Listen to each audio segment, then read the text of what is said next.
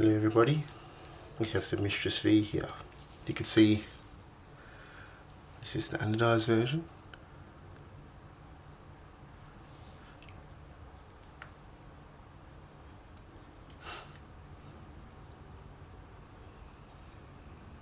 And here we have the polished version.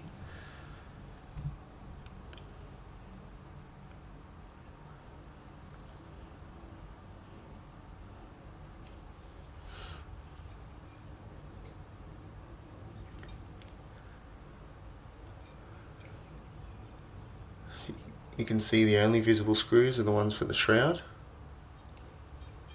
I guess you can sort of argue that the graphics pins are visible, but they're not really screwed in. They're not really clamping anything. So yeah, I mean, I think they both have their advantages.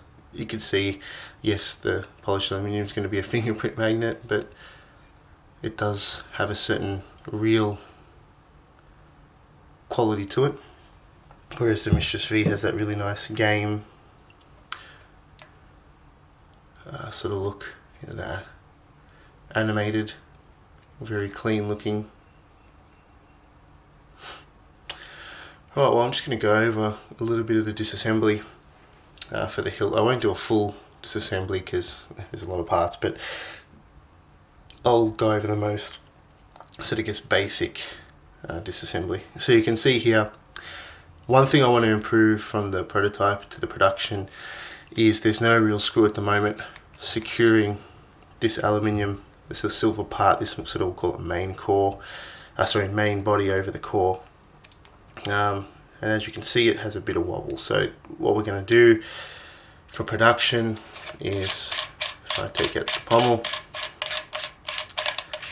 this part here is held onto the body through 2 screws, and you can't see them through the core. But what we're going to do is I'm going to add a screw that you can access through the body here. So you're just going to Allen key in right through there. So just at the bottom, just past the thread, and you can screw that. So that'll secure this main silver part to the core, and then we'll get that should eliminate that little bit of wobble that exists on the prototype. But yeah, so let me explain how to go through and how to get basic disassembly. I mean, you shouldn't really need to do much disassembly. You should be able to just access, you know, through the pommel for the install, and you should be able to, you know, depending on the chassis on which I'm working on, we might be able to achieve a fully removable, because I'm going to put 2 plungers here.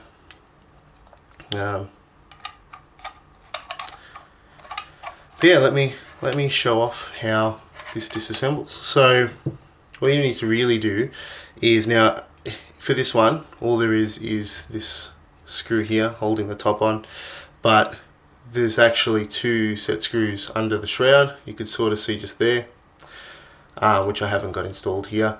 But yeah, you can two set screws, 1032 screws in there, and that pinches the core and gives a really strong bond for the upper half to the core. You'll also need for this to remove the power pins. Now I'm including a little tool, just a little hexagonal tool that makes installing and removing very, very simple. What you can see here is simply just remove this at the moment. Normally you might need to remove the shroud and take those 2 set screws that are hidden under there out, but just remove this little piece, and then you can slide the top off. So let me just do that, and now you're left with this. And for the production version, you're going to need to undo the screw here to release this. Then once that's done, you just slide this off. So you can see this sort of black insert basically forms like a dovetail sliding solution, and that's secured by 2 screws to the core, which you can access if you really want. One through just under the thread here, on the other side you can access through this hole here. If you see that hole, you can just get a long Allen key through there, and that lines up with the screw. And then the same thing on the other side. So you can see, if you want to release that, if you want to do any customization, weathering or anything like that, that's how you access it. And then you can see basically it's one in a tube and everything else is attached to it. And from there you can see here you've got the screws holding in this sort of end piece. You've got the screws holding in this piece. Now this is anodized aluminium at the moment, but it needs to be brass to match the other brass pieces. So for production, that's going to be changed to brass. It always should have been. The shop just made a mistake with the samples, but that's okay.